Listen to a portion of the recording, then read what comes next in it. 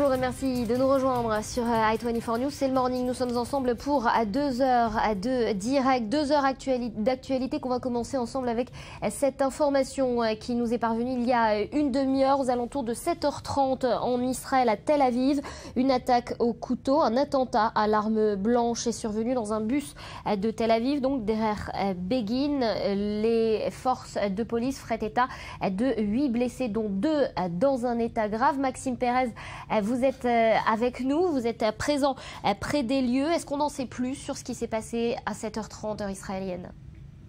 Oui, il y a ça une trentaine de minutes. Attentat à l'arme blanche sur la ligne d'autobus 40 qui relie la ville de Bat Yam à celle de Tel Aviv. Un homme, vraisemblablement un Palestinien, selon les premières indications fournies par la police, poignarde plusieurs personnes à l'intérieur de l'autobus, le conducteur et bien sûr plusieurs passagers qui blessent grièvement. Il parvient à s'extraire de l'autobus et à prendre la fuite. Débute alors une course-poursuite au cours de laquelle le terroriste tente de poignarder d'autres personnes, des passants. Il est finalement neutralisé par des policiers israéliens quelques centaines de mètres plus loin, rue Masguer. Les policiers lui tirent dans les jambes et parviennent donc à enrayer sa course meurtrière. Et le bilan fourni par les services de secours font état de 5 blessés, dont de graves. Tous ont été traités par les services médicaux sur place avant d'être transférés à l'hôpital. On parle aussi de 5 autres blessés dans le secteur de la rue Masguer, là où le terroriste a été neutralisé, plus légèrement atteint, ou pour d'autres en état de choc tout simplement. Alors voilà, un attentat qui survient à une heure particulièrement dense, 7h30 heure israélienne, c'est donc l'heure à laquelle tout le monde se rend au travail. Est-ce que, Maxime, ce genre d'attentat, il est déjà survenu par le passé à Tel Aviv à plusieurs reprises? Est-ce que c'est prévisible? Est-ce qu'on peut, d'une façon ou d'une autre, les empêcher? Les attentats à l'arme blanche sont évidemment très difficiles à anticiper. On peut supposer que c'est un acte isolé qui ne nécessite évidemment pas une grosse logistique. Il n'y a pas d'armes à feu, pas d'explosifs. Ce ne sont pas les attentats palestiniens massifs, suicidaires auxquels nous avons pu assister au cours des années de la seconde intifada. Et évidemment, la facilité à perpétrer ce genre d'attentat est renforcée par le fait que 7h du matin, 8h du matin, c'est l'heure de pointe dans cette métropole israélienne, et qu'il est bien sûr très facile de se fondre dans la foule, de monter dans un autobus bondé et de commencer à perpétrer un attentat, une attaque comme celle de ce matin à l'arme blanche. Maxime, est-ce que c'est lié à un contexte d'escalade, de violence? On sait que dans le nord, les niveaux d'alerte ont été élevés. À quel contexte c'est lié finalement cet attentat? Oui, c'est la police, c'est certainement l'interrogatoire de ce jeune Palestinien qui le dirait. Il est actuellement interrogé par les hommes du Shabak sur le lieu même de l'attentat. Il est possible que cet acte intervienne comme une sorte de réponse à la prétendue attaque israélienne sur le Golan contre une cible du Hezbollah il y a de cela 3 jours, mais il ne faut pas tirer aussi vite des conclusions, et ce n'est évidemment pas le genre de riposte auquel s'attend Israël si d'aventure donc le Hezbollah devait mener une riposte massive contre le territoire israélien. Merci beaucoup Maxime Pérez. On vous retrouvera au cours de ces 2 heures d'édition et dans le courant de la journée bien sûr pour faire le point sur cet attentat. Avec moi en plateau, Daniel Sheikh, bonjour, ancien ambassadeur d'Israël en France. Merci d'être avec nous ce matin. Boaz Bismuth, vous êtes responsable du bureau international au sein du quotidien Israël Hayom. Merci d'avoir répondu à notre invitation. Maurice Fergan, on s'intéressera dans quelques instants à la revue de presse. Une réaction, Boaz, à cet attentat qui vient de survenir à Tel Aviv? Qu'est-ce que l'on voit finalement? Cet été, on a eu 50 jours de conflit difficile, pratiquement d'une guerre dans le sud. Les derniers jours, comme vous avez dit vous-même, on s'attend malheureusement, où on a vu une augmentation de la tension, bien sûr, dans le nord. Et maintenant, on voit aussi que le terrorisme à l'intérieur, donc surtout les fronts, si vous voulez, malheureusement, on voit qu'Israël, encore une fois, est confronté à une réalité, malheureusement, qui ne change pas. Vous sentez, Daniel Sheikh, qu'il y a une escalade de violence, il y a une préparation accrue des forces de sécurité à ce genre d'attentat? On risque d'y être confronté dans les jours et les semaines à venir? Je ne sais pas si je dois dire heureusement ou malheureusement, non. Ça fait partie de notre réalité, je ne peux pas dire du quotidien, parce que ça n'arrive pas heureusement quotidiennement. Mais ce sont des choses qui arrivent. Et il faut dire que Tel Aviv est relativement épargné de ce genre d'événements. C'est plutôt Jérusalem ou les localités dans les territoires qui en souffrent.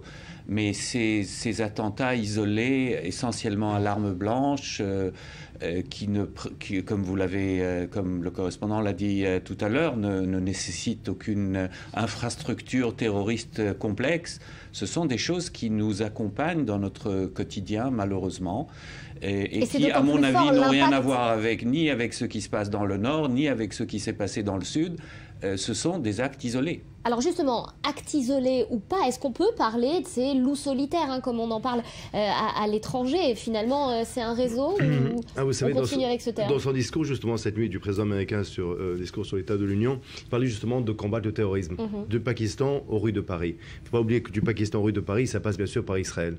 Alors, malheureusement, en Israël, un n'a rien à voir avec l'autre, mais un s'augmente. Alors, c'est-à-dire que pour nous, malheureusement, les conflits sont sur tous les fronts, dans tous les styles et tous les genres. Mais cet homme n'a sans doute pas agi à cause de l'escalade dans le Nord. Mais justement, non. Justement, cet homme, il a un problème, c'est pas l'escalade dans le Nord, probablement c'est ce qui s'est passé en 48, mais c'est autre chose. Mais justement, sur ce monsieur-là et ces actes maintenant isolés que l'on voit, malheureusement, aujourd'hui, vous avez affaire aussi à des personnes, et comme ça vient d'être dit, c'est très facile aujourd'hui de prendre un couteau et de commettre un acte terroriste. On n'a pas besoin d'infrastructures, vraiment de logistique derrière. Et là maintenant justement, et c'est pas seulement Israël, maintenant ce phénomène de loup solitaire, regardez ce qui s'est passé à Sydney en Australie il y a quelques semaines à peine. Donc ça c'est quelque chose, un nouveau danger que nous avons aujourd'hui, ces fameuses personnes qui se réveillent le matin ou vont dormir la nuit avec ces initiatives de terrorisme. Donc comme on voit, si vous voulez, les choses non seulement elles ne se règlent pas, non seulement ne deviennent pas plus faciles, mais au contraire elles se compliquent, y compris parce qu'il y a une certaine émulation finalement entre les terroristes, où qu'ils soient, où qu'ils se trouvent. Alors d'abord bien sûr, il y a qu'on le veuille ou pas, il y a aussi une idéologie, il y a aussi cette idée-là que finalement voilà, je fais ce choix et finalement j'arrive au ciel comme un shahid si vous voulez. Mais en plus il y a encore une chose qui est assez importante, c'est qu'on envoie un petit peu cette sublimation un petit peu du terroriste. Bien sûr pour vous, pour moi, lorsqu'on voit à la télévision bien sûr ces personnages de l'État islamique, ces personnages barbares, pour nous bien sûr c'est un profond dégoût que l'on ressent. Mais il y a certains que pour eux justement, comme on dit en anglais, ce phénomène de copycat. Donc ils ne vont pas prendre des Israéliens, des Parisiens, des Chinois, les mettre sur un boulevard et leur couper la tête. Mais ce qu'ils peuvent faire, c'est prendre un couteau et aller commettre leur attentat. Mais finalement l'idée du terrorisme, elle est là, elle ne nous quitte pas, sauf que l'exécution, on voit, elle change de style. Une fois, c'était des bus qui explosent, le lendemain, ça pouvait être poser des sacs ou des valises, bien sûr, avec des bombes, et maintenant, bien sûr, on voit de plus en plus, une fois, c'était à Jérusalem, dans une synagogue, on rentre avec des haches, aujourd'hui, c'est avec des couteaux, c'est assez facile, il ne faut pas 36 000 choses, et c'est très, très difficile aussi d'éviter. De lutter contre ce type d'attentat. Benjamin Netanyahou, à plusieurs reprises, il a accusé Mahmoud Abbas de motiver ce genre d'acte terroriste, d'en être pas le responsable, mais en tout cas d'y inciter. Est-ce qu'il y a une responsabilité de la part de l'autorité palestinienne dans ce genre de circonstances? Il y a une responsabilité dans la mesure où il est responsable de sa population, ou du moins de celle qu'il contrôle. Mais je pense que ce genre de discours est plutôt de motivation politique que sécuritaire. Je ne vois pas le lien direct entre un discours de Mahmoud Abbas et l'acte de cet homme. Je crois que Boaz Bismuth a dit en rigolant, c'est vrai, tu as l'air un peu down, il faut dire. J'avoue que je vais essayer de te faire rire un petit peu. Peut-être. Même si c'est difficile ce matin-là, mais on peut toujours essayer. Il a parlé de 48, que c'est pas un discours d'hier ou d'il y a une semaine, mais c'est une injustice qu'il ressent de 48. Bon, il a exagéré un petit peu parce que cet homme sans doute n'était pas né en 48, mais c'est le contexte général du sentiment des Palestiniens d'injustice, de manque d'espoir, de manque d'horizon pour leur avenir, qui génère ce genre de choses beaucoup plus que le discours d'un Mahmoud Abbas ou même d'un membre du Hamas. Je ne pense pas. Justement, à cause de ce caractère solitaire, de ce caractère d'une colère non préparée, je me lève un matin, je me dis j'en ai marre. Maintenant, ça ne rend pas les choses plus esthétiques ou plus belles ou meilleures, mais je crois que mettre tout sur le dos de Mahmoud Abbas, c'est un discours qui sert plutôt l'électorat de Benjamin Netanyahou que la résolution du problème lui-même. En tout cas, tout sur le dos peut-être du conflit israélo-palestinien. On va y revenir dans quelques instants. Je voudrais qu'on se rende à quelques encablures d'ici, dans les rues de Tel Aviv. Derrière Begin, on y retrouve Mathias Inbar. Vous êtes arrivé sur les lieux. Mathias, est-ce que vous avez de nouvelles informations quant à cet attentat ? Écoutez, cela s'est réalisé, l'attentat a été réalisé il y a un peu moins d'une heure. Il semble qu'un terroriste à l'intérieur d'un bus est sorti un couteau, a commencé à poignarder notamment le chauffeur du bus et les passagers qui s'y trouvaient. Il a été, plusieurs personnes ont tenté de le ceinturer. Il est descendu du bus, a commencé à courir quelques 300, 400, 500 mètres sur la rue Hamasger, en dessous du pont Tel Aviv, du pont Ma'ariv, qui est en plein cœur de Tel Aviv, et à côté de la station centrale des bus. Et c'est là que des policiers ont tiré en l'air des tirs de sommation, puis l'ont touché aux jambes. Il est actuellement dans un état jugé légèrement blessé, et il est blessé en transfert vers les hôpitaux les plus proches. Il est arrêté, il est neutralisé par les forces de police. Voilà ce que je peux dire actuellement. On a énormément de mal à progresser sur son identité en plein cœur de Tel Aviv. Est-ce qu'on en sait plus sur l'identité du terroriste lui-même? Non, l'état du terroriste, on ne sait pas d'où il vient, de quel âge. Quel âge il avait. En tout cas, ce que je peux vous dire, c'est que il s'agit bien d'un arabe. On ne sait pas s'il s'agit d'un arabe palestinien ou israélien. On parle, dans la presse et des principales sources d'informations que je reçois au compte-gouttes, d'un homme d'une minorité. Voilà ce qui est prononcé. Donc, il semble bien qu'il s'agisse d'un arabe. On ne sait pas s'il s'agit d'un palestinien ou d'un arabe israélien.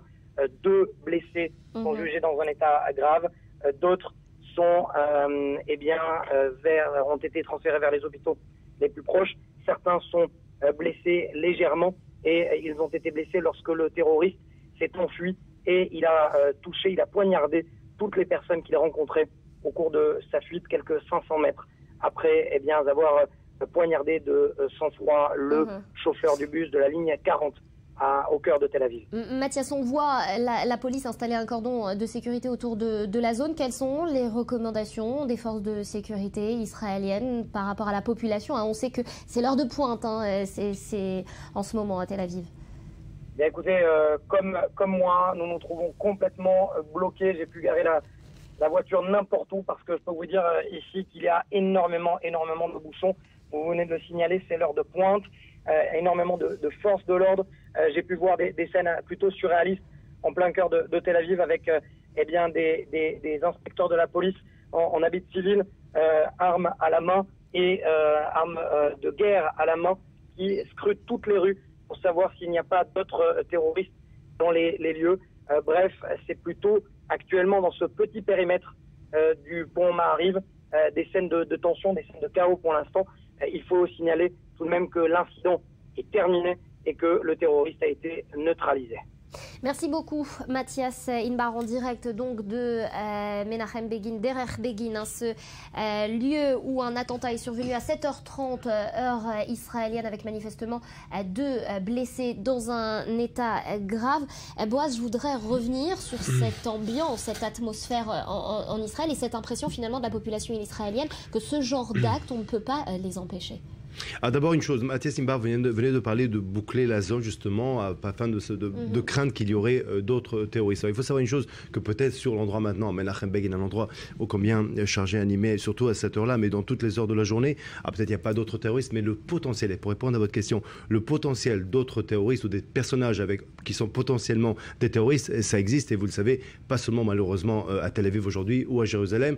Je reviens de Paris où vous avez vu très bien, après l'arrestation, pas l'arrestation, la mort mort des frères Kouachi, le potentiel d'encore des centaines. Et c'est ça le danger, et c'est ça aujourd'hui ce climat qui règne aujourd'hui. Et je dirais pas seulement dans les rues, bien sûr, d'Israël, et comme Dani l'a dit juste avant, ou votre journaliste, c'est une réalité que l'on sait. Malheureusement, dans le pays où l'on vit, dans l'État où l'on vit, c'est pas est-ce qu'il y aura un autre attentat, c'est où et quand. Malheureusement, c'est une réalité. Pratiquement, je ne vais pas dire qu'on prend l'habitude de vivre avec, bien qu'entre 2000 et 2004, lors de la deuxième intifada, ça faisait partie presque, malheureusement, je le dis, des mœurs du citoyen. C'était, on rentrait dans un phénomène, une mode du café rapide. C'était quoi? On ne s'asseyait pas dans un café, on le prenait et on se sauvait. Alors, encore une fois, il est vrai qu'on avait connu une période dans laquelle il y avait quoi? Il y avait une baisse d'attentats, c'est quand même une réalité. Là, on a vu cet été, surtout à Jérusalem, le nombre d'attentats quand même qui a augmenté. Et comme ça a été dit maintenant, Tel Aviv, bien sûr, n'est pas épargné. Mais il faut rappeler aussi que dans ce même lieu, justement, que l'on voit à côté de ce qui était avant l'immeuble du quotidien Maariv,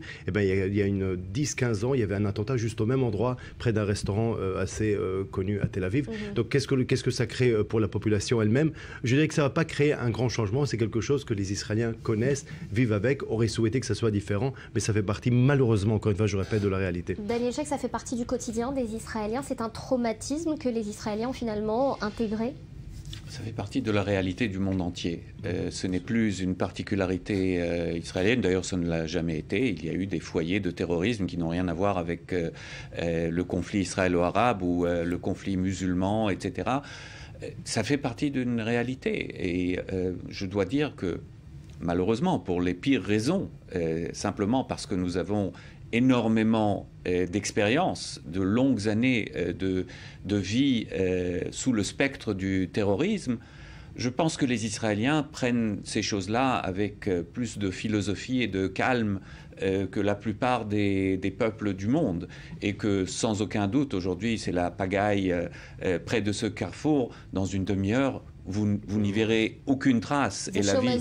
c'est ça? Non, exactement, c'est exactement ça. C'est plus que ça, c'est pas un show, c'est la réalité. La vie doit reprendre, et je pense que c'est un signe de maturité. Maintenant, dire, évidemment, c'est tragique, mais dire il faut éradiquer le terrorisme, c'est comme dire il faut éradiquer la criminalité. Bien sûr, c'est un objectif noble, mais il faut dire les choses comme elles sont. Dans la réalité de ce monde aujourd'hui, ce n'est pas quelque chose qu'on peut considérer comme réaliste. Il faut essayer de minimiser les risques, de se préparer, d'être vigilant. Je pense que les Israéliens sont plutôt bons dans ce domaine-là. On a vu la France dans les derniers 15 jours. Je pense que la France est au début de ce parcours qui va mener peut-être un jour les Français à vivre de manière un peu plus sereine ce genre d'événement. Tout à fait, non, justement, c'est vrai, une chose qui est assez frappante. Regardez en France, alors je ne parle pas des attentats qu'on ne veut pas reconnaître, parce que des attentats à l'arme blanche, souvenez-vous, où ça s'appelait, où à Jouer les Tours, sa série de 4 attentats où un monsieur rentre à l'arme blanche dans une préfecture, dans un bureau de police. Alors, il y a les attentats qu'on ne va pas reconnaître, et il y en a d'autres dans lesquels, comment dire, cette philosophie, ça veut dire, maintenant c'est quelque chose qui est mondial. Alors, en France, par exemple, lorsqu'on voit un attentat que l'on reconnaît pendant des jours et des jours, on va parler de ça. C'était en novembre, je pense, l'attentat contre la synagogue où 4 personnes se sont fait carrément lyncher. 2-3 heures après, ça veut dire on passait à autre chose. C'est incroyable à quel point en Israël, on a appris à vivre avec. La deuxième chose, que peut-être en Israël, on l'a compris depuis très longtemps, mais en Europe peut-être et dans le monde aussi, on va commencer à comprendre. J'ai connu aussi la France, j'ai connu aussi un Occident dans lequel le terroriste était un petit peu, comment dire, c'était un petit peu l'arme du faible. Et maintenant, on comprend que c'est un peu plus l'arme du lâche. Alors là, je me tourne vers tous les deux pour cette question, puisque vous connaissez bien tant Israël que la France, tous les deux. Peut-être, Daniel, on va vous donner la parole en premier. Est-ce que vous pensez qu'en Israël, comme c'est arrivé finalement en France, où il y a eu une sorte de pression populaire, de crainte de la population française dans son intégralité, est-ce qu'en Israël, on peut assister à une pression populaire qui poussera le gouvernement, quel qu'il soit, à trouver une solution à ce conflit qui touche les Israéliens dans leur quotidien? Et on l'a vu encore une fois ce matin. Malheureusement, non. C'est-à-dire, ce n'est pas... D'ailleurs, j'aurais préféré que la motivation soit positive et pas négative, que ce n'est pas par peur qu'on aille aborder la question de la résolution de ce conflit. que ce soit nécessaire. Je pense que personne, ni autour de ces tables, ni dans ce pays, me contredira. On est évidemment partagé sur la question comment, quand, de quelle manière, qui prend l'initiative. Mais de manière générale, tout le monde comprend qu'il faut trouver une solution tant bien que mal.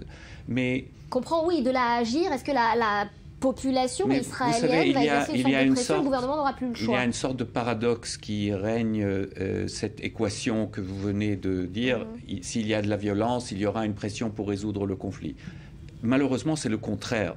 Et le paradoxe, c'est qu'en Israël, il y a une sorte de maxime qui dit on ne négocie pas sous le feu, c'est-à-dire quand il y a de la violence, on ne négocie pas, mais quand il n'y a pas de violence, pourquoi négocier ? Donc, à la fin, on se retrouve avec une situation bloquée pendant des années et des années. Boaz, est-ce que la population israélienne peut être à l'origine de la fin d'un statu quo, d'une reprise plus importante des négociations? Contraire à ce que l'on voit justement, et les élections le traduisent bien sûr à chaque reprise que l'on voit, justement, c'est que la population israélienne est assez réaliste.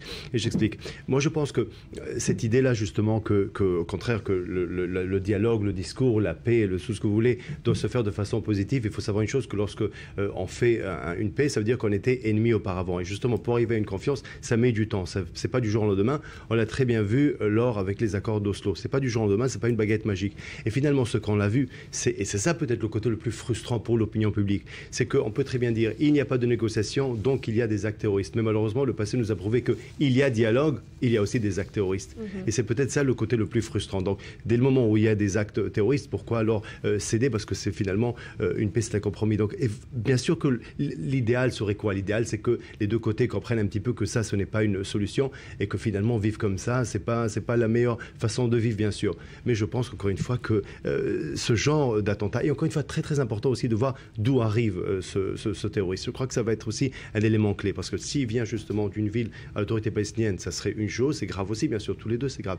Mais s'il vient, par exemple, imaginons, et je ne sais pas encore, vous ne le savez pas aussi, personne ne sait autour de cette table, si la police le sait, de Jaffa ou d'une autre ville israélienne, c'est autre chose. Manifestement, on a de nouvelles informations. On va en parler avec Olivier Rafovitch, porte-parole de l'armée israélienne, ancien colonel de réserve de l'armée israélienne. Bonjour, merci d'être avec nous ce matin. Alors manifestement, on en sait plus, Olivier, sur l'identité de ce terroriste.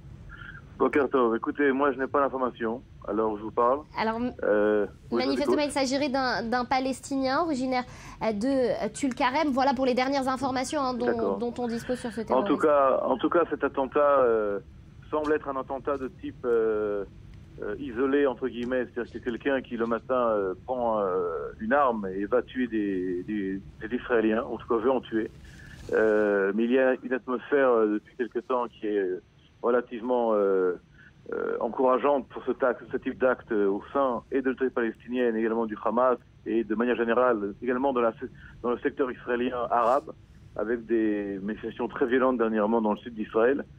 Et c'est un attentat qui est très difficile d'être évité à l'avance. On a difficilement des informations avant un tel acte. Et malheureusement aujourd'hui, donc 7 blessés, dont un très grave, je crois, très très grave même.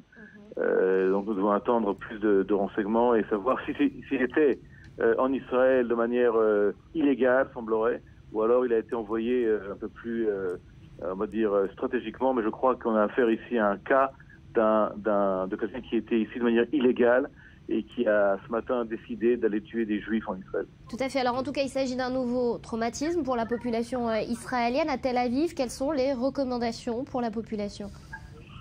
Écoutez, les recommandations, elles sont de manière générale, comme d'habitude. Il n'y aura pas de nouveau aujourd'hui. C'est être vigilant aujourd'hui. Il y a une atmosphère qui est un peu plus tendue que d'habitude. Mais il ne faut absolument pas arrêter de vivre et de changer la routine de vie. Les Israéliens doivent continuer à vivre et doivent continuer à aller faire leurs affaires, aller au travail normalement. Et effectivement, c'est un événement difficile dès le matin en Israël, mais qui malheureusement appartient aussi à une habitude difficile à accepter, mais qui existe ici en Israël de temps en temps. Et les Arabes attaquent les Israéliens, et nous devons à la fois les combattre, mais également et surtout continuer à vivre et à rester un pays libre de circulation et libre dans tous les cas. Merci beaucoup Olivier Rafovitch pour ces informations, votre intervention donc sur notre plateau. Alors justement, Boaz, voilà donc plus d'informations sur l'identité de ce terroriste originaire de Tulkarem qui serait rentré manifestement de façon illégale et qui serait parvenu dans les rues de Tel Aviv voilà, pour commettre un attentat. C'est tout ce qu'on sait pour le moment. Voilà, donc Tulkarem bien sûr, donc palestinien, donc Tulkarem, une ville dans l'ouest de Judée-Samarie, c'est quoi? C'est de zone A, dans les zones A après les accords d'Oslo, donc une fois sous autorité palestinienne. Alors maintenant on sait d'où vient ce personnage, mais encore une fois, il faut aussi mettre les choses dans le contexte aussi géographique. Nous sommes à Tel Aviv, exactement comme à Paris. Souvenez-vous, qu'est-ce qu'on avait dit après les attentats à Paris, que la communauté musulmane va être la première, bien sûr, aussi à payer le prix. Je pense que c'est le président François Hollande qui l'avait dit à l'Institut du monde arabe. Et là, encore une fois, à Tel Aviv, je crois, avec Jaffa juste à côté, c'est quoi? C'est vraiment la cohabitation entre deux communautés. Et finalement, on a parlé un petit peu de qu'est-ce que ça crée justement. On avait vu cet été des images pas les plus, comment dire, pas les plus, si on peut dire aussi pas les plus glorieuses, et c'est peut-être quelque chose de psychologiquement compréhensible. Pour venir ici chez vous, je viens de Tel Aviv et j'arrive à Jaffa. Il y a bien sûr des commerçants arabes ici à Jaffa. On vient pour changer nos pneus de voiture, les meilleurs pitots qui existent, excellents restaurants, et il y a même une très bonne pharmacie. Et finalement, quand vous avez ce genre d'attentat, ça crée encore une fois une méfiance entre communautés finalement. Mais comme a dit très bien Danny Sheikh avant, comme on a connu déjà cela, c'est quelque chose qu'au bout de 24 heures, 36 heures, 48 heures change. Il faut des choses comme cet été où c'était 50 jours de conflit, carrément une guerre, pour que ça prenne beaucoup de temps. Là, alors, dans un jour, 2 jours, vous allez voir quel jour, dans quelques heures, vous allez voir comment Israël passe à autre chose. Son cours. Pour autant, qu'est-ce que ça nous dit? Qu'est-ce que ça nous annonce sur les impressions, les impressions des Palestiniens en ce moment, les sentiments des Palestiniens en ce moment? Je ne sais pas quels sont les sentiments des Palestiniens, franchement, et je ne sais pas si les sentiments des Palestiniens ont changé ce matin par rapport à hier, ou avant-hier, ou à demain. Je pense que le bottom line, comme on dit, c'est que ce sont des choses qui malheureusement font partie de notre réalité. Je ne pense pas... J'espère évidemment que ça restera un acte isolé. On parle ici déjà de peut-être changement de ton, une vague terroriste, quelles sont les consignes. Pour le moment, ce n'est pas justifié. J'espère que ça restera un acte isolé. Et vous savez, c'est quasiment impossible d'éviter. C'est-à-dire, ce ne sont que des coups de chance de la police.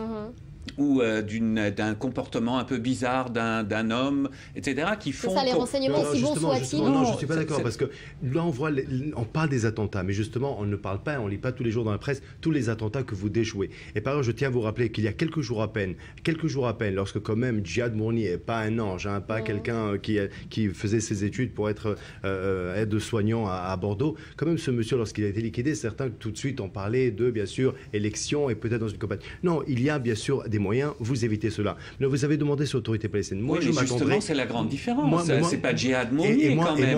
Non, mais c'est un tout. J'avais dit au début. Non, mais il y a un tout, justement. J'ai dit sur tous les fronts. Vous ne faites que dramatiser une situation et glorifier cet homme. Ça n'a aucun sens de dire que cet homme est comme Djihad Mourni. On reproche souvent aux médias, en tout cas, la situation. Et là, désolé, Boaz, on va devoir refermer notre antenne. Tout de suite, le journal avec Daniel Gonmin. Et on refait un point sur la situation donc avec cet attentat qui est survenu à 7h30 heure de Tel Aviv dans une des artères principales de la ville blanche. À tout de suite.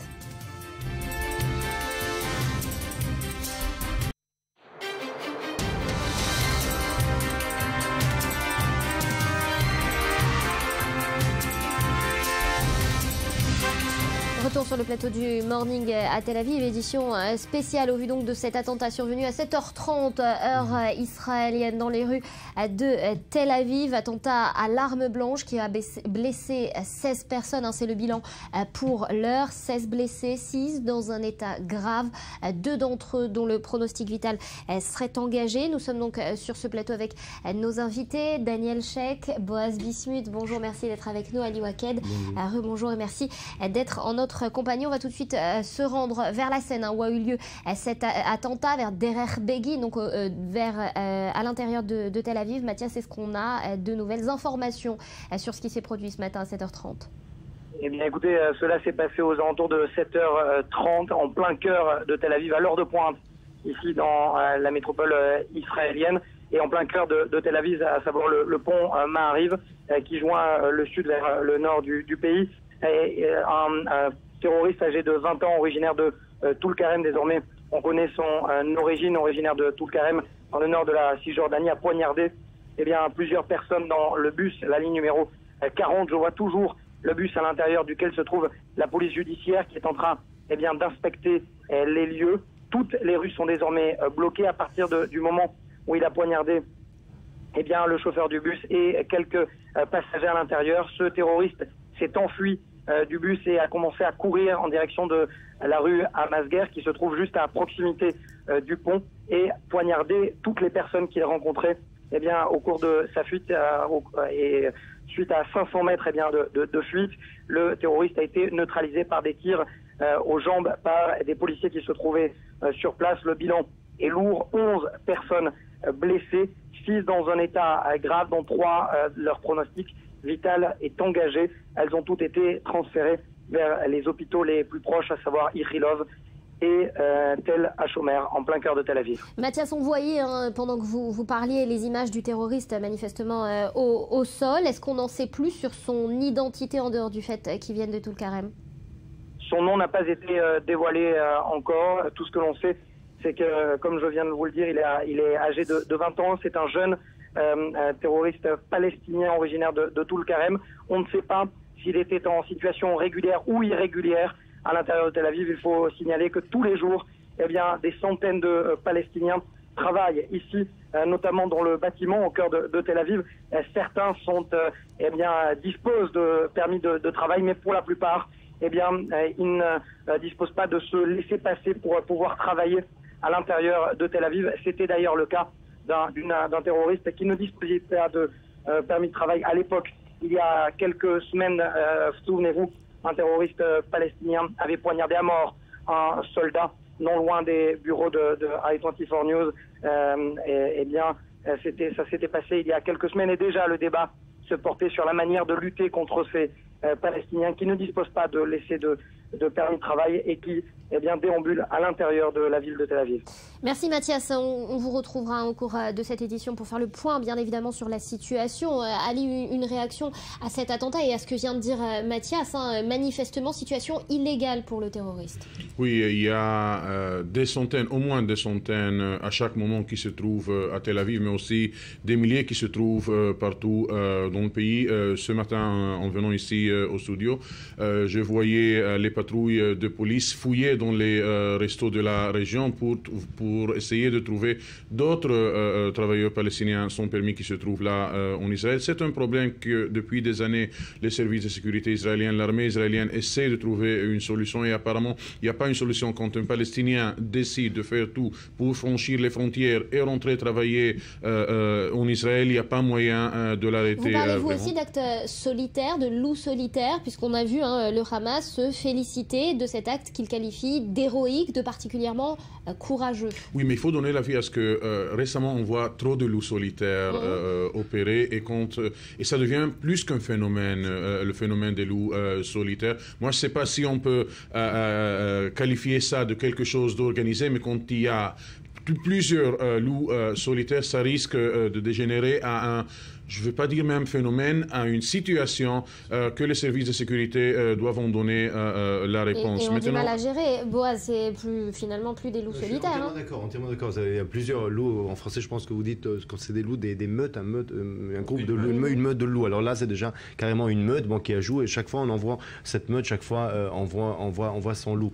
C'est vrai que c'est maintenant quelque chose qu'il faut voir avec. On l'a dit dans la première partie de l'émission, que malheureusement, ce phénomène n'est pas seulement en Israël, mais dans le monde aujourd'hui. Nous voyons ce phénomène, ces terroristes individuels. Mais encore une fois, il ne faut pas oublier une chose, et je l'ai dit avant et je le répète encore une fois, le résultat est le même. Ça rentre sous le titre d'actes terroristes. Et malheureusement, comme vous voyez, ça devient au contraire. Je pense que maintenant, ça devient de plus en plus compliqué. Parce que si vous avez carrément un État terroriste comme on a à Gaza aujourd'hui, le Hezbollah de l'autre côté, donc vous avez finalement... Déjà, c'était beaucoup plus difficile que de combattre un État. Le carnet d'adresse devient de plus en plus difficile à trouver, à se procurer. Mais là maintenant, devant ces actes personnels, et en plus dans une situation dans laquelle en Israël, on a bien sûr aussi nos Arabes israéliens bien sûr à part entière, sauf que aller savoir si la personne arrive de Jaffa ou de Tulkarem, très très compliqué à éviter. En plus, ajouter à cela aussi le mode de fonctionnement qui est à l'arme blanche, et vous voyez à quel point la situation, au lieu de s'améliorer, au lieu de se simplifier, se complique. C'est ce qui justifie votre expression de tout à l'heure, hein, c'est pas réaliste de dire qu'on va éradiquer le terrorisme, Daniel Sheikh, avec finalement cette guerre asymétrique auquel tous les pays sont confrontés aujourd'hui. C'est exact, oui. Je pense que c'est devenu une réalité de notre vie, de la vie moderne, comme d'autres choses, certaines très mauvaises et certaines magnifiques, comme la télévision d'information 24 heures sur 24, comme i24 News. Il y a beaucoup de nouveaux phénomènes dans la vie. D'ailleurs, certains nourrissent les uns et les autres. Vous savez, Internet, par exemple, l'hypercommunication, c'est quelque chose qui encourage le terrorisme, notamment de ce que l'on appelle ici les loups solitaires, parce que c'est une manière de se faire connaître dans le monde, une sorte de psychologie un peu maladive, de se glorifier soi-même. Évidemment, c'est beaucoup plus facile quand on a des moyens de communication. Et si vous ajoutez à cela, bien sûr, aussi le phénomène de copycat en plus, oui, justement, sûr, au lieu qu'au contraire, que l'on voit ce qui s'est passé et on se dit finalement c'est quelque chose de très mauvais, au contraire, il y aura les imitateurs et justement... Un phénomène d'identification et finalement d'émulation. Alors, ce terrorisme, ça a largement fait partie du discours sur l'Union de Barack Obama cette nuit. Il a parlé il y a quelques heures depuis Washington. Un des points sur lesquels il a insisté, c'est l'État islamique. Ça va être long, a-t-il dit, pour éradiquer l'État islamique. Je vous propose de l'écouter.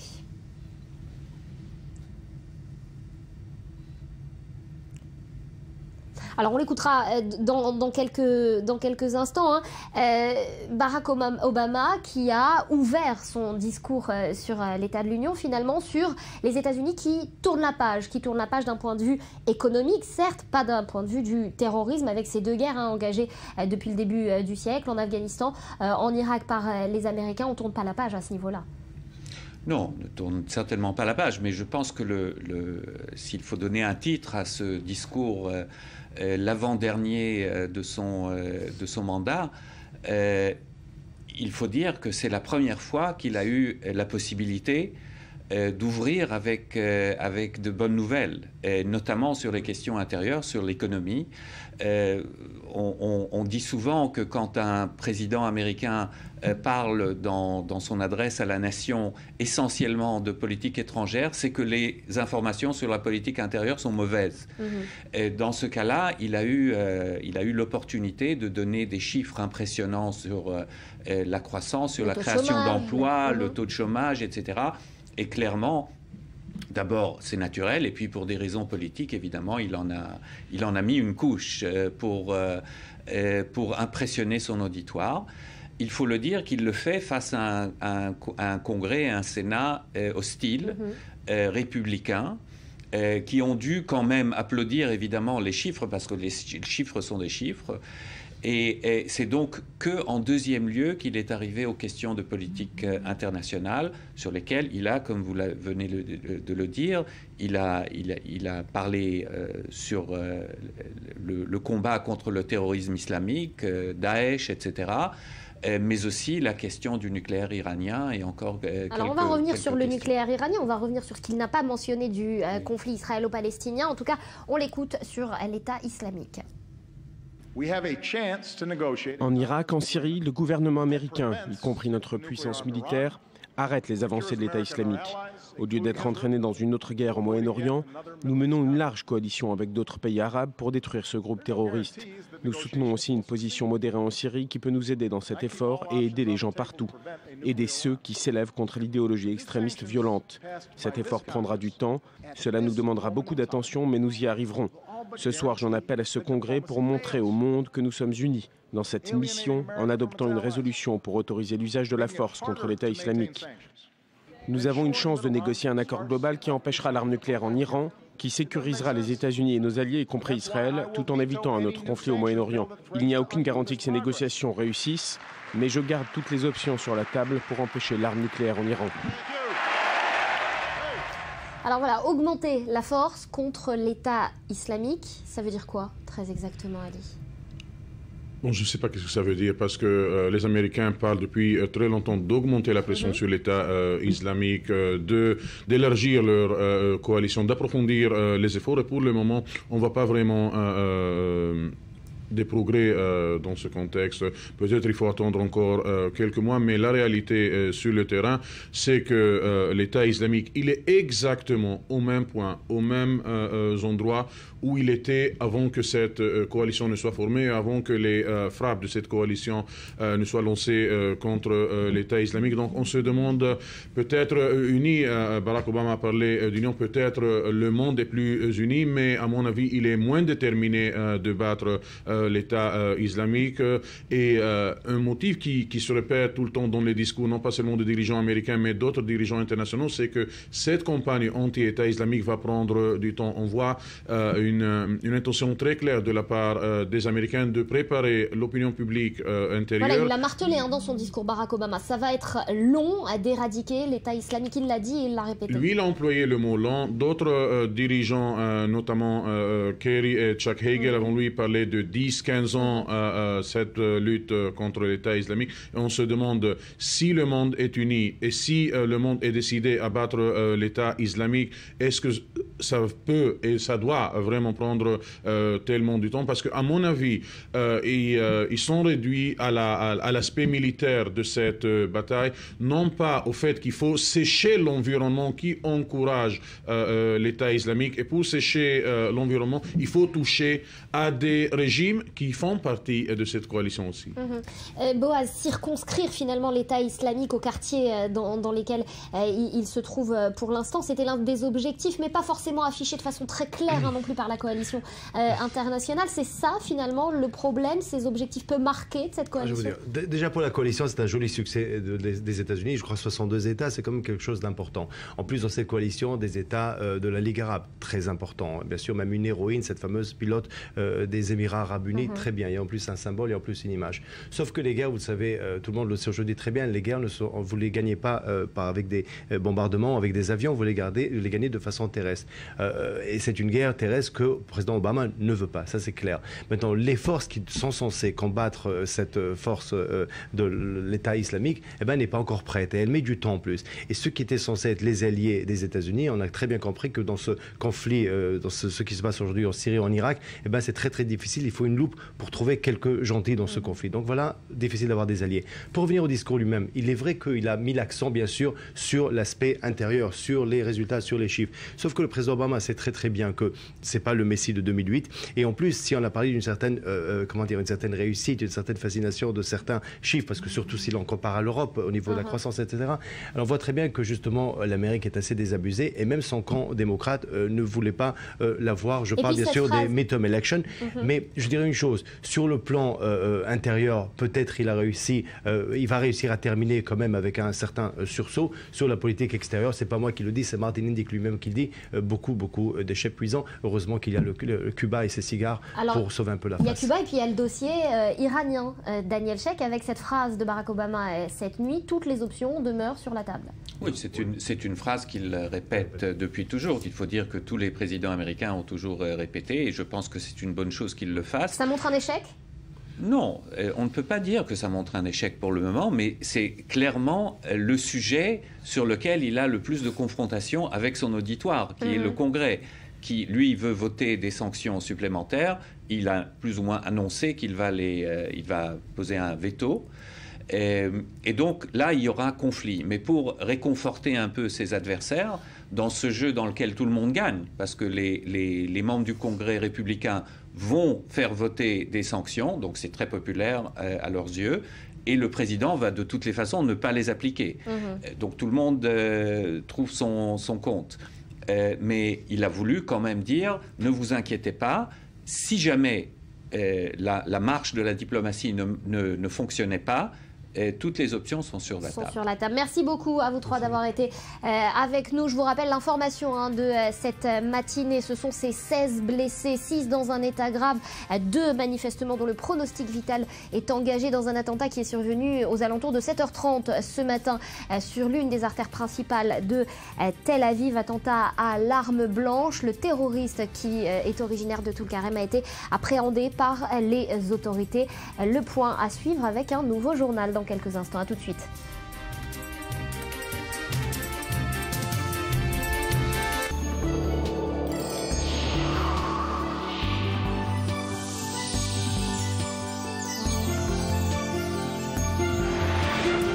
Il est 9h12, très exactement, à Tel Aviv. Et sur ce plateau, nous sommes avec Betsabé Salem. Bonjour.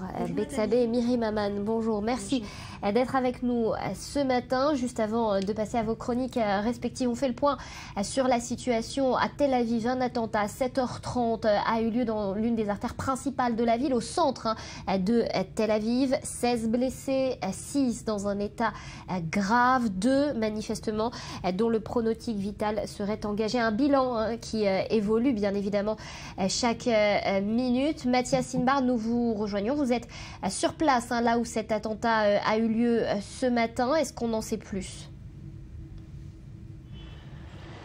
Bien écoutez, il était 7h30 du matin, vous voyez, dans cette grande artère des rues de Tel Aviv, l'un des axes les plus utilisés par les automobilistes et les voies de bus en plein cœur de Tel Aviv, lorsqu'un terroriste palestinien âgé de 23 ans, originaire de Tulkarem, une ville palestinienne au nord de la Cisjordanie, a poignardé les passagers de l'autobus, notamment le chauffeur, le blessant particulièrement grave. Son pronostic vital est engagé. En tout, le bilan est particulièrement lourd. 13 personnes blessées, 6 dans un état grave, 3 dont le pronostic vital est engagé. Après avoir poignardé les passagers de l'autobus, juste derrière moi, l'autobus était vraiment 5 mètres derrière moi. Ce terroriste a pris la fuite devant moi. Il a commencé à courir vers la rue à Masguer et toutes les personnes qu'il rencontrait sur une distance de 500 mètres, il les a poignardées avant d'être neutralisé par des forces de la garde pénitentiaire qui se trouvaient par hasard sur les lieux. Ils lui ont tiré plusieurs balles dans les membres inférieurs de son corps, notamment sur les jambes. Il a été ensuite arrêté et transféré vers les hôpitaux également les plus proches, Ichilov et Tel HaShomer. Son état est jugé stable et moyennement blessé. Mathias, est-ce qu'on en sait plus sur les consignes des autorités à la population de Tel Aviv et des grandes villes d'Israël, puisque je vois beaucoup de monde massé derrière vous? Écoutez, vous le voyez derrière moi, très vite, il faut remarquer le travail très efficace des forces de l'ordre, habituées bien évidemment à ce genre d'attentat. Au bout de 45 minutes, tous ces axes étaient ouverts. Il s'agit des axes, les principaux axes de circulation dans les rues de Tel Aviv. Il était hors de question de bloquer la métropole pendant plusieurs heures. Donc la vie ici a repris son cours. Vous le voyez toujours derrière moi, la police judiciaire et les forces de sécurité sont là. Et maintenant, il faut désormais enquêter sur la manière dont le terroriste a pu pénétrer dans le territoire israélien à partir de la Cisjordanie. Il semble, selon les informations dont je dispose, qu'il était en situation irrégulière, c'est-à-dire qu'il ne disposait pas de son permis de travail. D'ailleurs, une situation plutôt qui est semblable à celle que l'on a vécue ici à Tel Aviv il y a plusieurs mois, où un terroriste en situation irrégulière avait également poignardé à mort un soldat. Plus de 80% des ouvriers palestiniens qui travaillent dans le bâtiment et qui rentrent tous les jours, qui pénètrent dans les premières heures de la journée dans les rues de Tel Aviv, sont en situation irrégulière. Et c'est de ça dont a parlé Yochanan Danino, le commandant de la police israélienne. Il faut lutter contre ce phénomène. Voilà les mots du chef le ministre de la police israélienne également, qui était là il y a un instant. Yitzhak Aharonovitch qui a félicité les forces de sécurité. Merci beaucoup Mathias Inbar en direct du centre de Tel Aviv. On reviendra bien évidemment sur cet attentat qui est survenu ce matin au cours de notre édition Betsabé, vos 5 clics. Et on commence ce matin par des témoignages édifiants qui font part de violences policières dans la ville de Calais en France. Oui, tout à fait, des témoignages sans appel, publiés notamment par le Libération, qui reprend le rapport de Human Rights Watch, tout frais sorti hier mardi, un rapport qui matraque, écrit le quotidien français. En effet, l'ONG a recueilli ces témoignages édifiants et dénonce des exactions de routine, pas moins, menées par les forces de l'ordre françaises sur des migrants qui tentent de passer donc en Grande-Bretagne en se cachant dans les camions, parmi eux bien sûr des femmes et aussi des mineurs. Alors des migrants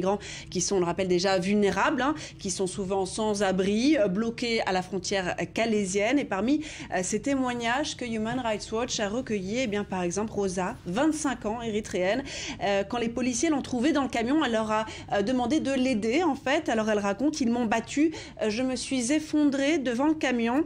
Ils m'ont roué de coups de pied sur le sol. Elle a déclaré avoir perdu connaissance et s'être réveillée dans la salle des urgences à l'hôpital.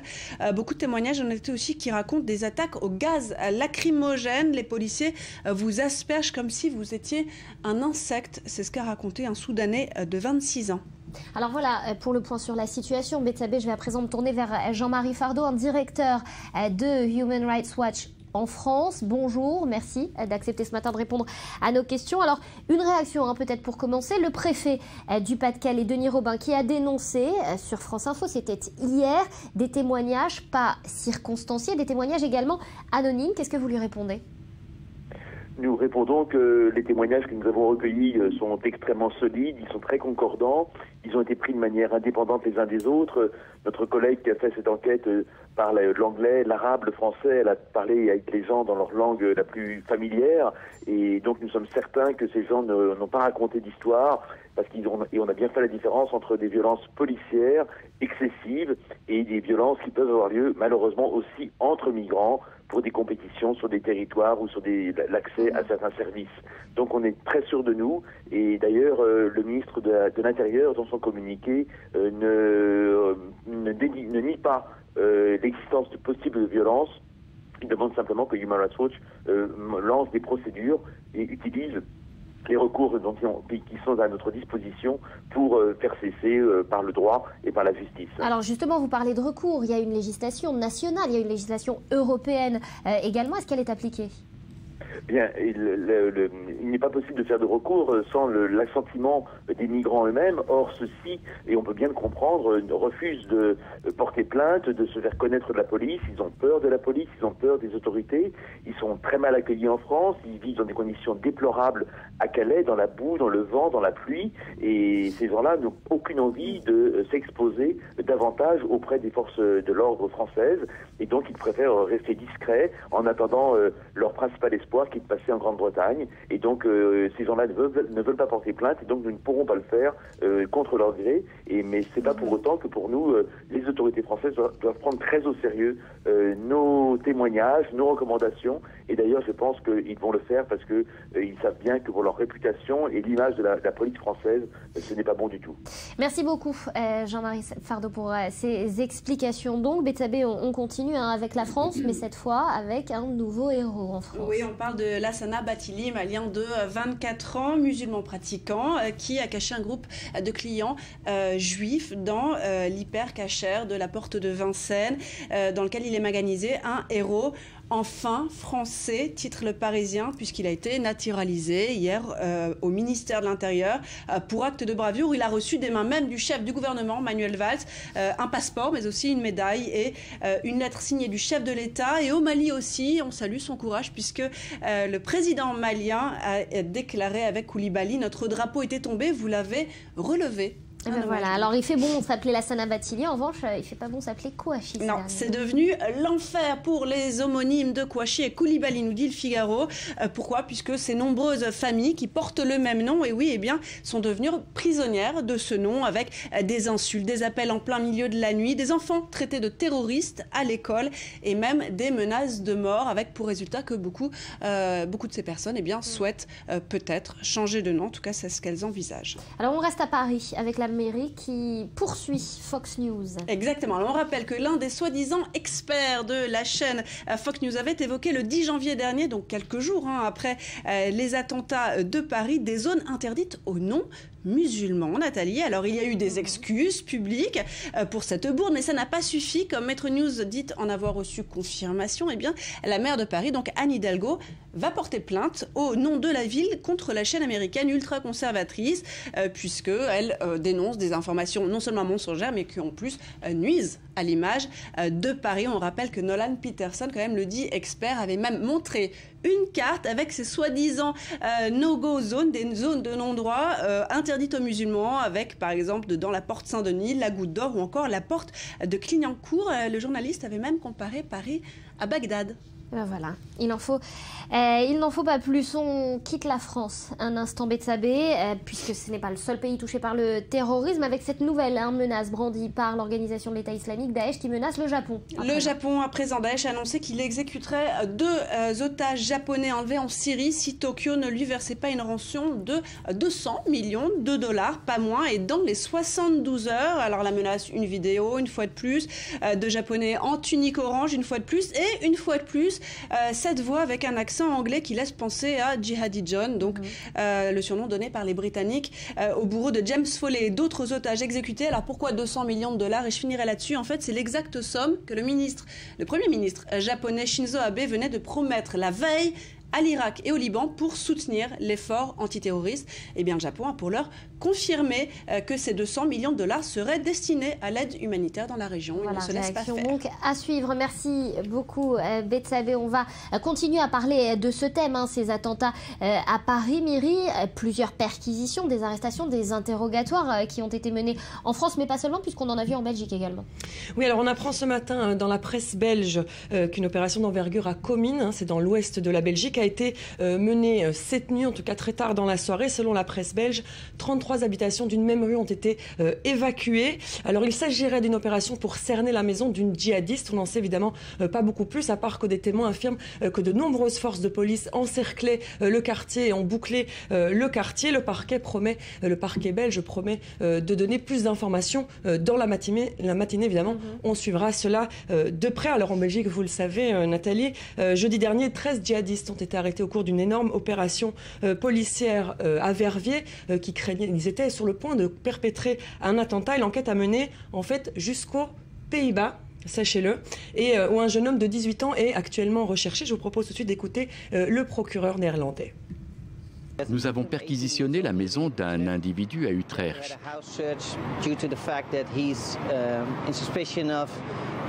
Il est suspecté de faire partie d'un groupe terroriste en lien avec les événements de jeudi dernier en Belgique, à Verviers. Au cours de l'opération en Belgique, un passeport néerlandais a été trouvé.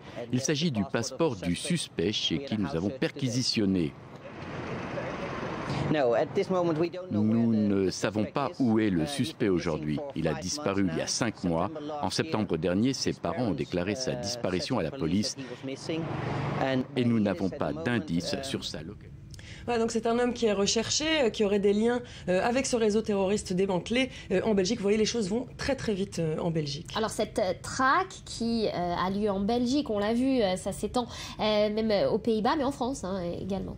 Oui, alors c'est encore autre chose. Vous savez, l'enquête sur les attentats de Paris évolue également très vite en France. Désormais, on se penche sur les complicités dont ont bénéficié Kouachi, les frères Kouachi et Koulibaly. Comment est-ce qu'ils ont pu avoir accès à ces armes? Comment ils ont pu s'organiser. Hier, le parquet de Paris a requis l'inculpation et le placement en détention de 4 suspects, 4 complices présumés. Ils ont été présentés hier au juge antiterroristes qui sont chargés de l'enquête justement. Ils ont été arrêtés la semaine dernière en région parisienne. Il s'agit de 4 hommes âgés d'une vingtaine d'années. Ils sont donc soupçonnés d'avoir notamment aidé le djihadiste Koulibaly à obtenir ses armes. Alors, cette même enquête a mené également jusqu'en Bulgarie, Nathalie. Donc vous voyez que vraiment ça s'étend et l'Europe se met vraiment en marche pour trouver tous ces djihadistes et démanteler les réseaux. L'homme est soupçonné d'être proche des frères Kouachi. C'est un suspect qui a donc été arrêté en Bulgarie. Il est suspecté suspecté de les avoir aidés. Fritz Joachim, c'est comme ça qu'il s'appelle, c'est un Français de 28 ans. Il a été arrêté le 1er janvier, donc avant les attentats, et finalement on s'est rendu compte qu'il y avait peut-être un lien avec les frères Kouachi, ce que lui, il nie. On écoute tout de suite son avocat. Dans tous les cas, il sera transféré vers la France. Sur place, les procureurs devront prouver les charges d'appartenance à un groupe de crimes organisé en vue de préparer des actes terroristes. Donc vous voyez, il sera extradé en France où il sera évidemment interrogé par la justice française pour voir si effectivement ces liens existent. Il connaît bien les frères Kouachi, mais il nie toute implication dans l'attentat qu'ils ont perpétré contre Charlie Hebdo, Nathalie. Et puis on parle de l'Allemagne également. Voilà, un dernier mot sur l'Allemagne où hier s'est ouvert un procès d'un djihadiste soupçonné d'avoir combattu en Syrie et d'avoir également fait venir au moins une jeune fille d'Allemagne en Syrie pour combattre aux côtés des djihadistes. Merci beaucoup. Myri, pour ces explications, ce point donc sur cette traque dans l'Europe, dans l'intégralité de l'Europe contre les djihadistes. Avant de refermer cette tranche et avant de passer à un nouveau journal, je vous en rappelle l'un des principaux titres avec cet attentat qui est survenu à 7h30 heure israélienne ce matin dans le cœur de Tel Aviv. 16 blessés, 6 graves, 2 dont le pronostic vital serait engagé. Un attentat à l'arme blanche donc qui a coupé la circulation pendant une certaine période à Tel Aviv. Le trafic qui a repris. Voilà donc pour les informations. C'est à suivre dans un tout nouveau journal dans quelques instants présenté par Daniel Goldmins. À tout de suite.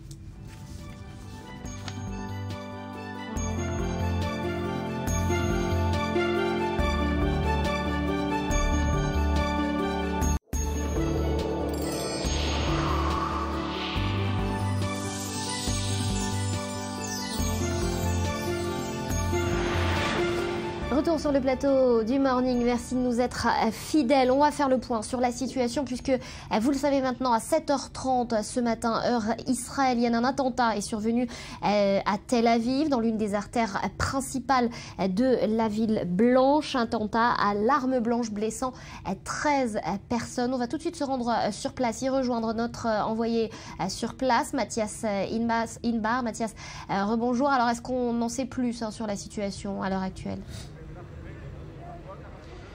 Bien écoutez, on peut parler désormais de bilan, 11 blessés, dont 5 dans un état grave, 3 dont le pronostic vital est toujours engagé. Ils ont été transférés vers les hôpitaux de Tel Aviv, les plus proches, Echilov et Tel HaShomer. Dans ce bus de la ligne 40, un terroriste a poignardé de sang-froid, de plein fouet, le chauffeur du bus.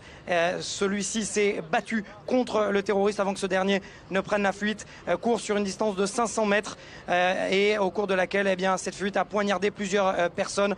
Les gardes pénitentiaires derrière moi lui ont couru. Après, j'ai pu leur parler. Ils lui ont tiré des tirs de sommation avant de lui tirer dans les membres inférieurs. Ce que je vous propose, c'est une exclusivité à i24 News, c'est d'être avec le commandant de la force de la garde pénitentiaire qui est à côté de moi, Ménaché Ganish. Il parle hébreu, donc je vais traduire en temps réel. Ménaché, Shalom, Atarichol, Lasbirli, Emma Akara. Est-ce que vous pouvez nous expliquer ce qui s'est passé? הבוקר הלוחמים שלי היו במשימה שגרתית. הם יצאו מבית מעצר תל אביב, אבו כביר, לכיוון בית המשפט בתל אביב. 6 לוחמים בתוך רכב מרצדס, כמובן חמושים בכלי נשק שלהם, זה חלק מהמשימה. הם זיהו שהאוטובוס נוסע בצורה מוזרה, ימין, שמאל, מזגזג, ונעמד כאשר מתוך הרכב יוצאים אזרחים ומבועלים כאשר הם צועקים שיש מפגע.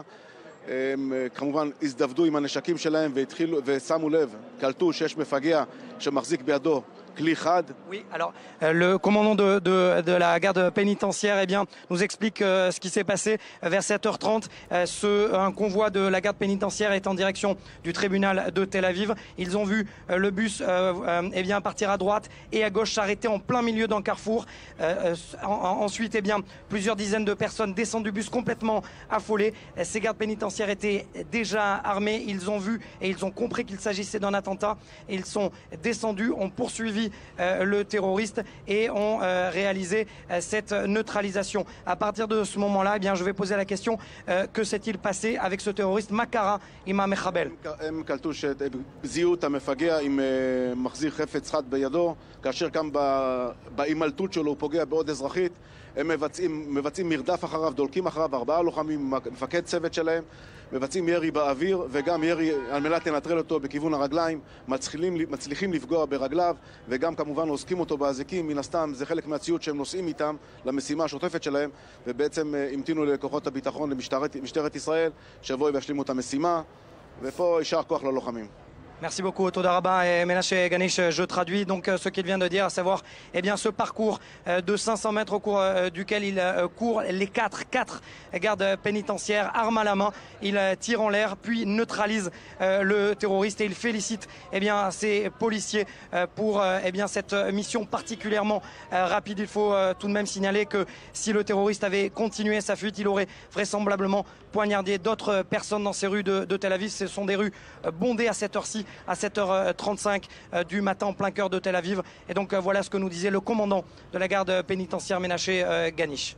Merci beaucoup Mathias Inbar pour ce témoignage et ces nouvelles informations. Donc avec moi sur ce plateau Laetitia Loreni. Bonjour Rudy Saada, merci de nous avoir rejoints. Alors Rudy, on va commencer avec la réponse sur le net qui ne s'est pas fait attendre du Hamas. Oui, après à peine quelques dizaines de minutes après l'attentat du bus 40, et bien voilà ce qu'on pouvait trouver sur les réseaux sociaux. Une caricature qu'on attribue à des comptes proches du Hamas qui félicite, je cite, un héros courageux. Donc voilà, la réaction du groupe terroriste ne s'est pas fait attendre et sur les réseaux sociaux pour l'instant on relaie l'information sans pour autant la commenter pour l'instant, et puis on trouve quelques images de l'attentat. Voilà, une action héroïque et courageuse, c'est ce qui a été déclaré par le Hamas. Alors on continue avec des mesures qui vont être présentées en France pour lutter contre le djihadisme sur Internet cette fois. Oui, alors dès le lendemain de l'attentat, Manuel Valls, le Premier ministre, avait demandé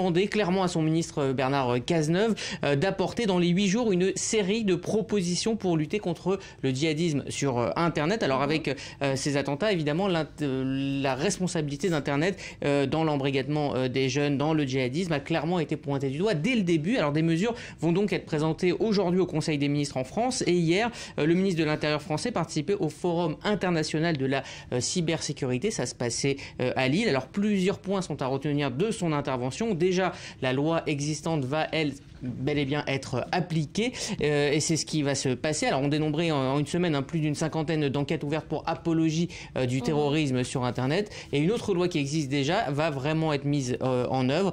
C'est le blocage administratif des sites qui font l'apologie du djihadisme, c'est-à-dire que en clair on peut bloquer les sites si les internautes le signalent. C'est ce qui se passe actuellement. Et bien désormais, ça prend du temps généralement, et bien désormais avec ce décret les pouvoirs publics vont pouvoir le faire directement, efficacement, sans passer par un signalement d'internautes. Alors c'est plutôt sympa que la loi puisse enfin, j'ose dire, s'appliquer. En revanche, pour certains, ça provoque une inquiétude puisque ça sonnerait le glas de certaines libertés sur Internet. Oui, alors il y a ce problème. Je voulais quand même aussi revenir sur un autre point que Bernard Cazeneuve a soulevé, c'est qu'il a annoncé qu'il allait lui-même aller aux États-Unis à la rencontre des géants d'Internet pour tenter de les sensibiliser, de les responsabiliser. Donc ils pointent quelque part leur responsabilité. Alors pour ce qui concerne la liberté, c'est tout un débat. Donc plus de sécurité pour moins de liberté. Alors ces futures propositions apparaissent effectivement pour de nombreux internautes comme liberticides. On s'en inquiète. On parle sur le net de mesures brutales qui ont été créées dans la précipitation. Le site du Monde nous donne la réponse du ministre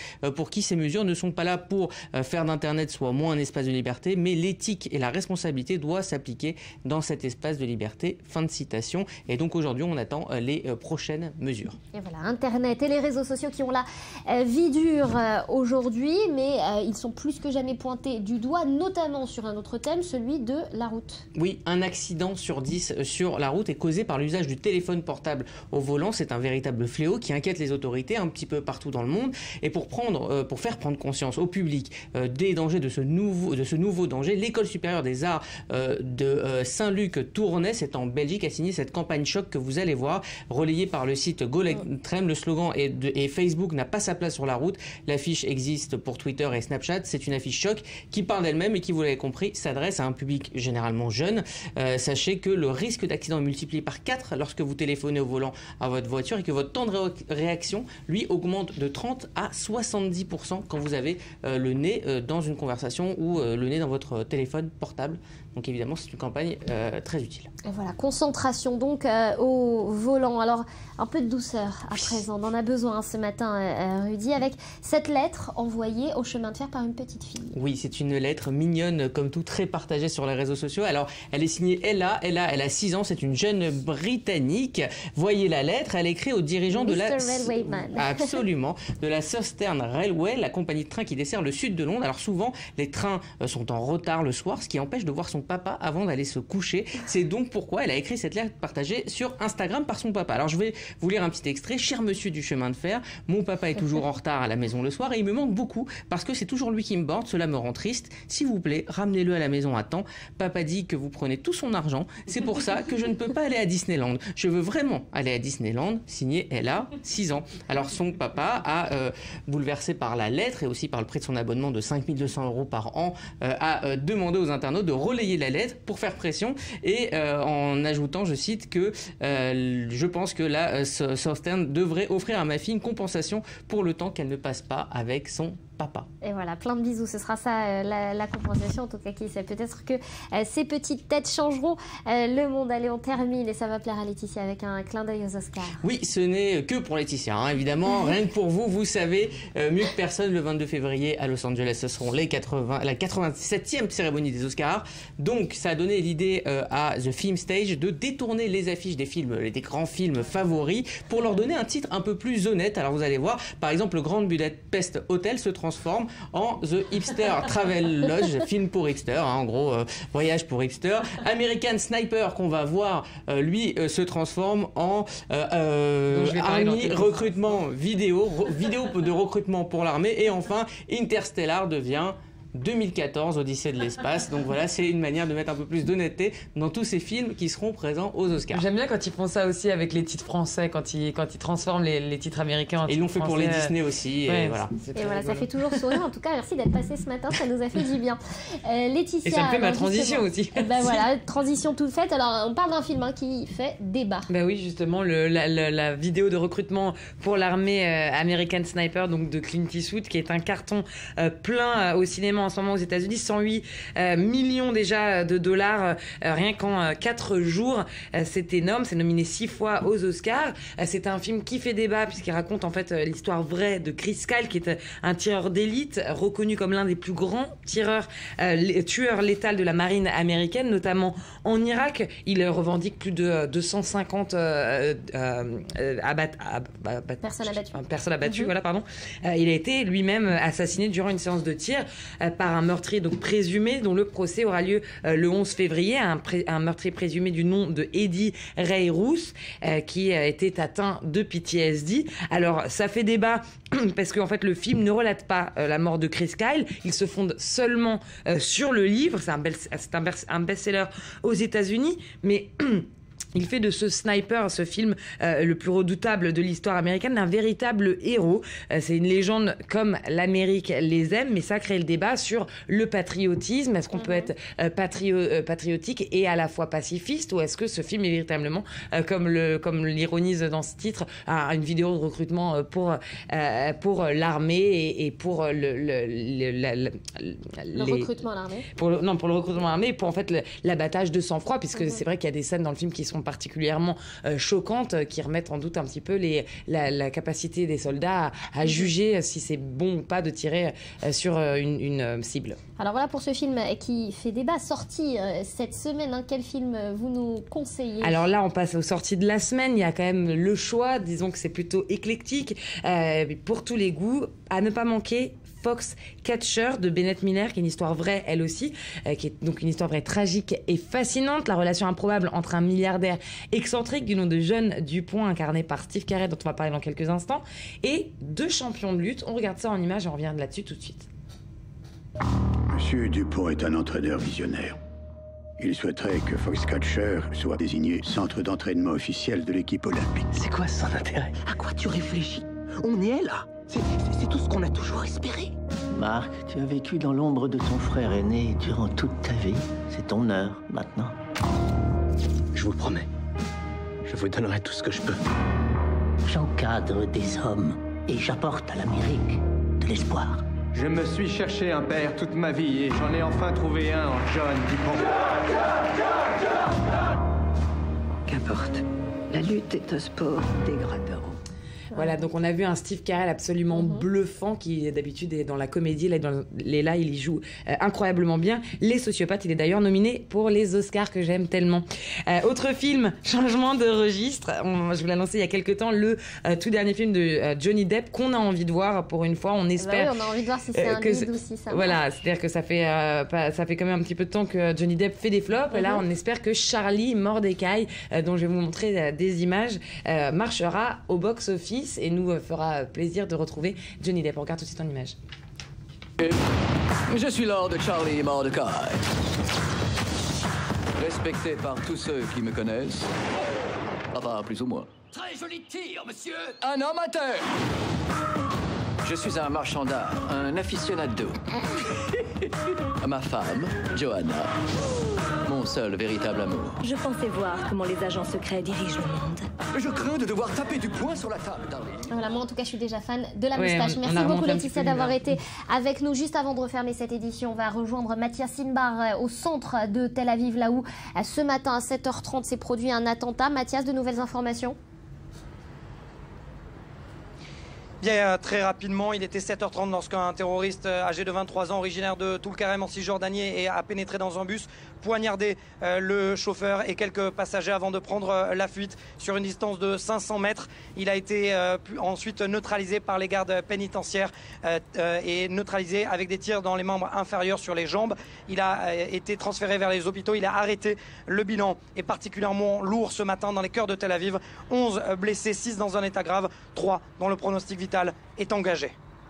Merci beaucoup Mathias, on vous retrouvera donc au cours de nos différentes éditions sur i24 News qui suit bien évidemment cet attentat de très près. Je vous le rappelle, attentat à 7h30 heure israélienne en plein cœur de Tel Aviv, attentat à l'arme blanche qui a blessé 13 personnes, le bilan qui évolue, 13 personnes dont 4 dans un état grave. Ça s'est passé sur l'une des artères principales à une heure de pointe à Tel Aviv. Le terroriste est un Palestinien d'origine originaire de Toul-Karem. Il était manifestement en situation illégale sur le territoire israélien. Et vous voyez ces images qui nous parviennent de Tel Aviv, la ville qui était ceinturée en tout début de matinée par les forces de police. Plus d'informations à suivre dans nos éditions. Un journal à suivre présenté par Daniel Goldmins. Excellente journée à tous.